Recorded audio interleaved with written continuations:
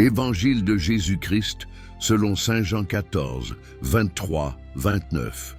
En ce temps-là, Jésus disait à ses disciples, « Ceux qui m'aiment obéiront à ma parole. Mon Père les aimera, et mon Père et moi viendrons et nous vivrons avec eux. Ceux qui ne m'aiment pas ne suivront pas ma parole. Et la parole que vous avez reçue n'est pas mienne, elle vient du Père, celui qui m'a envoyé. Je dis tout cela pendant que je suis encore avec vous. Celui qui vient vous aider, l'Esprit Saint que le Père enverra en mon nom, vous enseignera tout et vous rappellera tout ce que je vous ai dit. La paix, c'est ce que je vous laisse. C'est ma paix personnelle que je vous donne. Je ne vous la donne pas à la manière du monde. Ne soyez ni inquiets ni troublés. N'ayez pas peur. Vous m'avez entendu dire, je m'en vais, mais je reviendrai vers vous.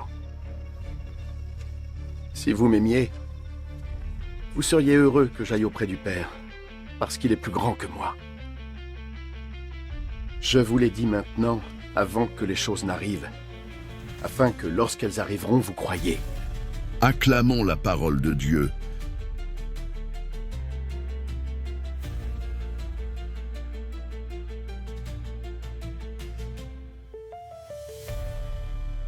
Quand Jésus nous promet sa demeure et sa paix, une histoire en fratrie. Dans une petite maison baignée de lumière, 3 enfants jouent dans le jardin, Lucie, Tom et leur grand frère Jean. Jean, passionné par les Écritures, les appelle près d'un vieux pommier. Jean, le grand frère. Vous vous souvenez de ce que Jésus a dit à ses disciples avant de monter au ciel? Si quelqu'un l'aime, dit-il, il gardera sa parole et le Père viendra demeurer en lui. Lucie, les yeux brillants, demande « Mais comment garder la parole, Jean ?» Jean sourit et prend une feuille qu'ils colorent ensemble. Garder la parole.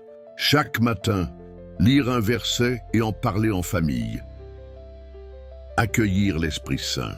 Fermer les yeux, respirer doucement, demander au Saint-Esprit de nous guider. Vivre la paix de Jésus. Quand un conflit arrive, se souvenir que Jésus nous donne une paix pas comme le monde. Tom, en sautillant, ajoute « Alors quand je me fâche, je peux prier et laisser Jésus calmer mon cœur. » Jean acquiesce. « Exactement, petit frère. Jésus nous promet qu'il reviendra vers nous par son esprit. » Explication rapide du passage. Garder sa parole. Aimer Jésus, c'est suivre ses enseignements au quotidien. Demeurer en lui. Dieu ne se contente pas de nous observer. Il veut habiter en nous par l'Esprit Saint. Le défenseur, l'Esprit Saint. Il nous guide, nous enseigne et nous rappelle les paroles de Jésus. Je vous laisse la paix, une paix profonde qui transcende les remous du monde et sécurise notre cœur face aux épreuves. Je m'en vais et je reviens. Jésus annonce sa glorification au Père et sa présence permanente auprès des croyants.